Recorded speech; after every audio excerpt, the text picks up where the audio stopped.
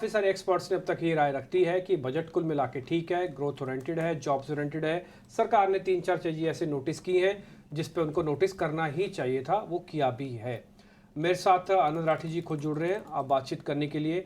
राठी साहब बहुत बहुत शुक्रिया, थैंक यू वेरी मच समय देने के लिए।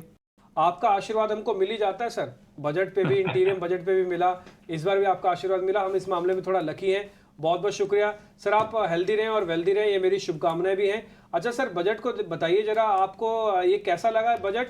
आप मार्क्स कितने दोगे और इसमें थोड़ा चूक क्या रहेगी, अगर वो आपने कुछ आइडेंटिफाई की हो तो वो भी बता दो सर। मेरा आपको आपके दर्शकों को खूब नमस्कार।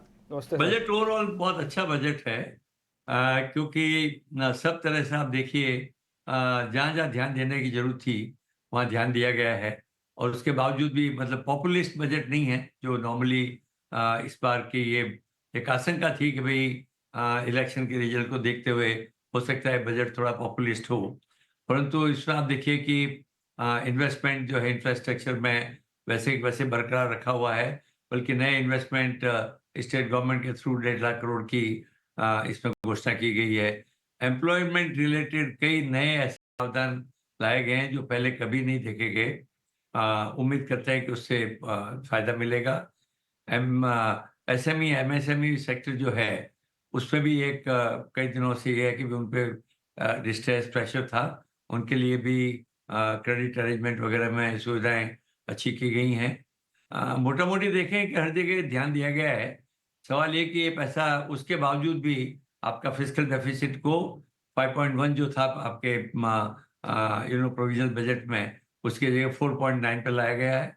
और गवर्नमेंट की बोरोइंग्स भी ज़्यादा नहीं बल्कि कमी हुई है। सब तरह से देखें तो हो सकता है इन्फ्लेशन का इफेक्ट कम होगा इससे। ब्याज की दरें आगे जाके घटेगी।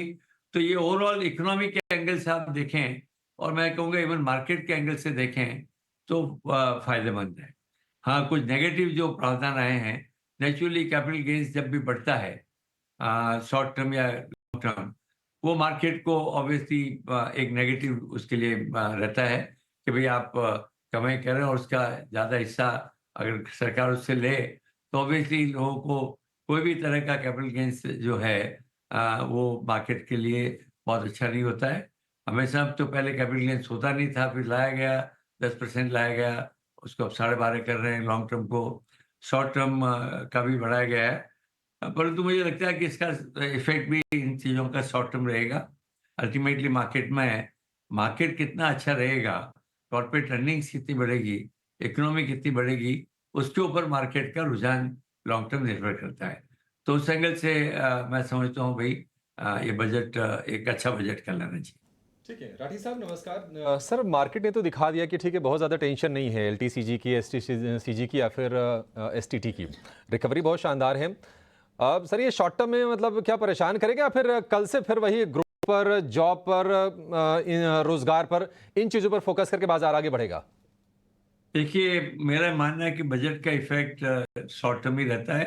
ज़्यादा इफ़ेक्ट देखिए उसके बाद भी मार्केट करेक्ट होते हैं चलते हुए मार्केट में, क्योंकि ये तो बाज़ार का स्वभाव है भई। प्रॉफ़िट बुकिंग करना या लोगों का एंट्री करते रहना। परंतु अभी एक रेगुलर इनफ्लो ऑफ मनी बना हुआ है। जो विदिन द कंट्री जो पैसा आ रहा है, अपने लोगों को पैसा आ रहा है, वो तेज़ी से बढ़ता जा रहा है। सब म्यूचुअल फंड पैसे को लेके बढ़े हैं। सप्लाई ऑफ न्यू स्टॉक्स इतना ज़्यादा है नहीं। तो मुझे लगता है मार्केट तो अच्छा ही रहेगा। एक बहुत घटेगा भी नहीं। शायद वैल्यूएशन इतने हो गए कि शायद बढ़े भी बहुत ज़्यादा नहीं। परंतु लॉन्ग टर्म ट्रेंड मेरा मानना बढ़ते हुए रहेगा। इसलिए बजट का इफ़ेक्ट जैसे आपने कहा ना, कल से बजट की बात होना बंद हो जाएगी और दूसरी बातें जो मार्केट को अफ़ेक्ट करती हैं उनकी बात होने लगेगी। ये भी बता दीजिए 10 में से नंबर देना हो तो कितने? देखिए, नंबर तो 8 से 9 देने चाहिए, क्योंकि ओवरऑल एंगल इकोनॉमी के लिए बहुत अच्छा है। कुछ-कुछ जगह जैसे इफ़ेक्ट आया है, कुछ ठीक भी है, परंतु आज जैसे ये आपका अपना एसटीटी बढ़ा है एफएनओ पे।